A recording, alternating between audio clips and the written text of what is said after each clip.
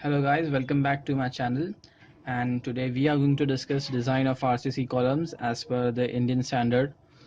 And so let's take a quick review of columns. What is a column? A column is a compression member and it is subjected to axial loading. Okay, so it is assumed that the the load passes through the centroid of the cross section of the column. So what is the basis of design? So we'll quickly go through the basis of design. So first of all, the IS code mentions that it should satisfy the criteria for minimum eccentricity. So what happens is, in reality, that load is never axial. It is generally not passing through the centroid. So what the IS code says, the minimum eccentricity, that is E minimum, should be equal to L upon 500 plus d by 30, and it should always be greater than 20 mm. Okay, so what is L here? L is the unsupported length of the member and D is the least lateral dimension. What is the least lateral dimension? Suppose this is a column, this side is 400 mm and this is 500 mm.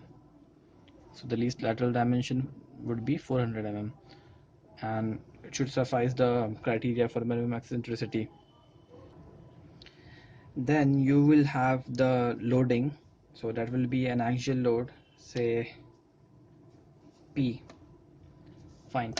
Okay, so IS code says if your column satisfies for this, you can design your column with the following expression, that is PU equals 0.45 FCK AC plus 0.67 FY ASC. So what is PU here? This is the ultimate load that is subjected, that the column is subjected to. The P is the working load, and for PU you have to multiply it by the partial safety factor. So FCK is your grade of the okay. So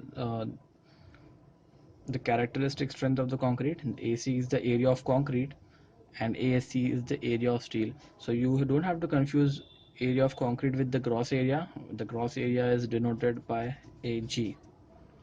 So what is ASC? Sorry, what is AC? That is AG minus ASC.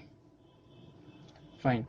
So that is the basic two expressions that you need to know before starting with the design.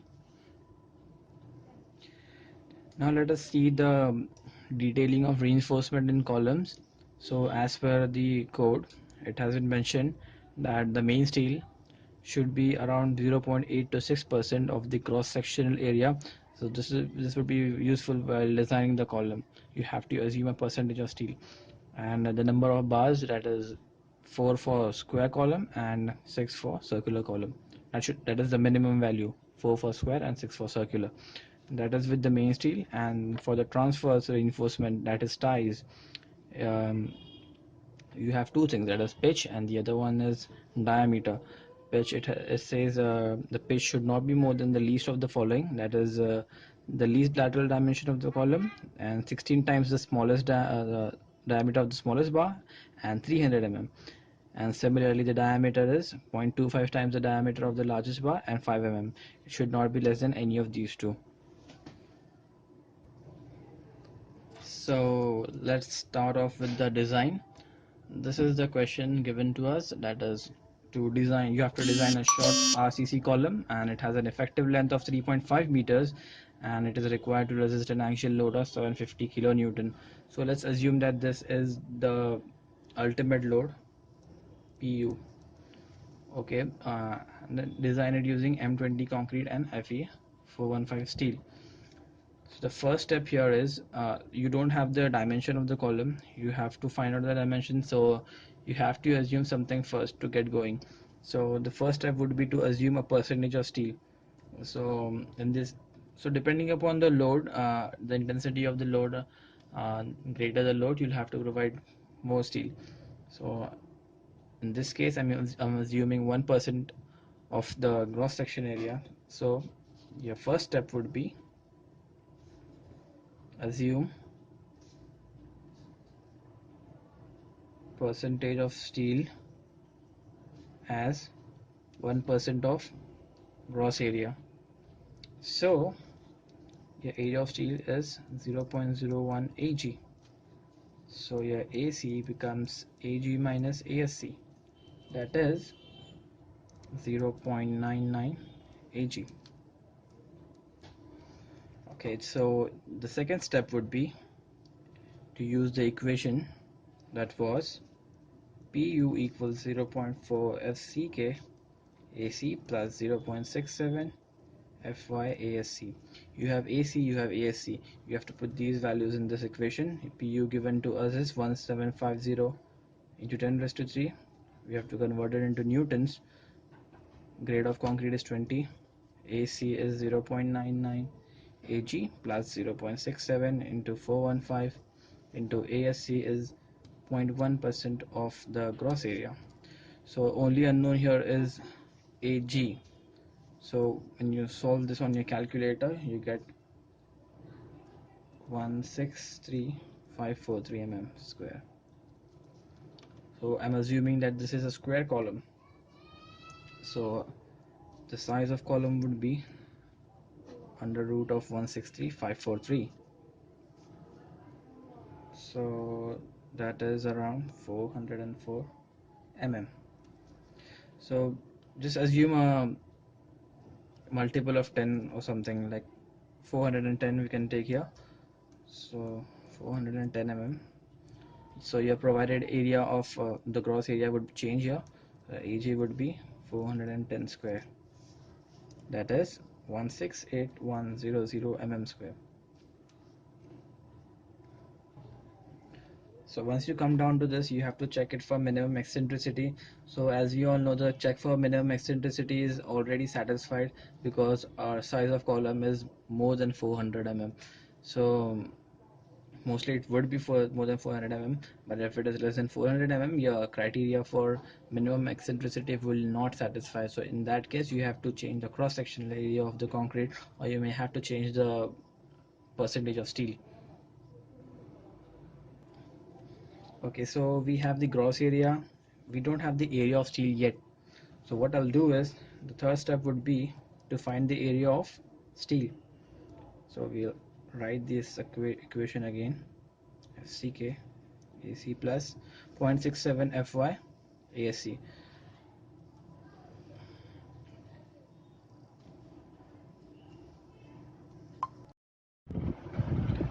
Okay, so you have the gross cross-sectional area of the concrete. You have to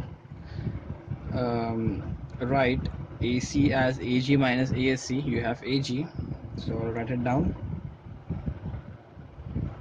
equals 0.420 into 168,100 minus ASC plus 0.67 into 415 into ASC. So in this equation, you don't have the value of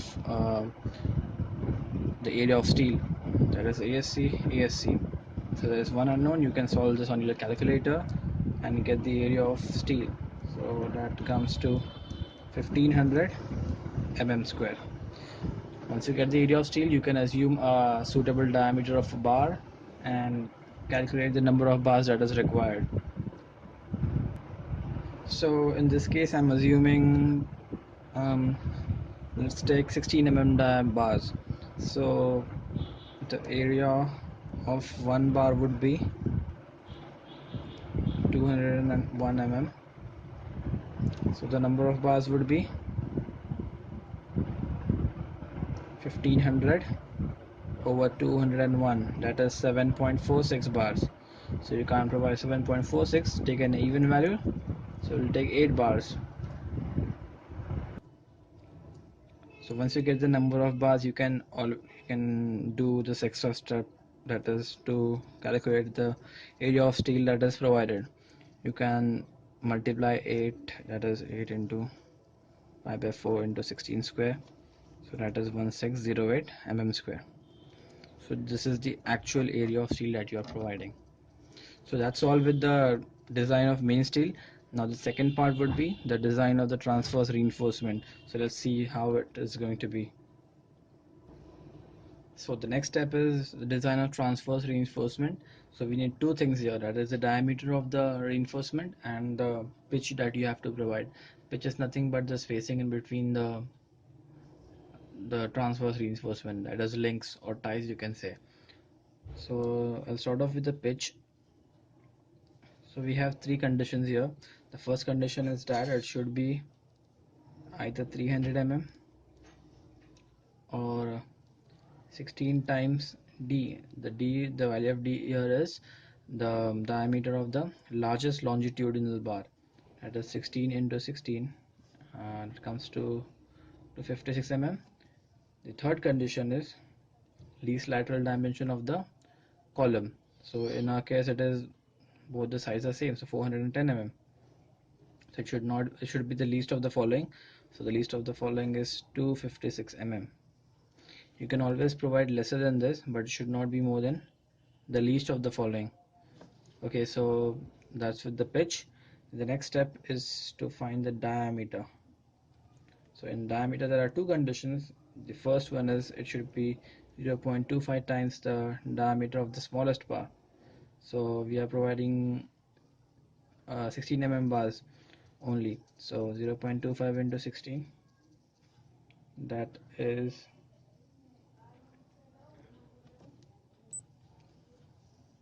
4 mm, or it should be 5 mm, and it said it should not be lesser than any of these two. So we have to provide anything which is greater than 5 mm.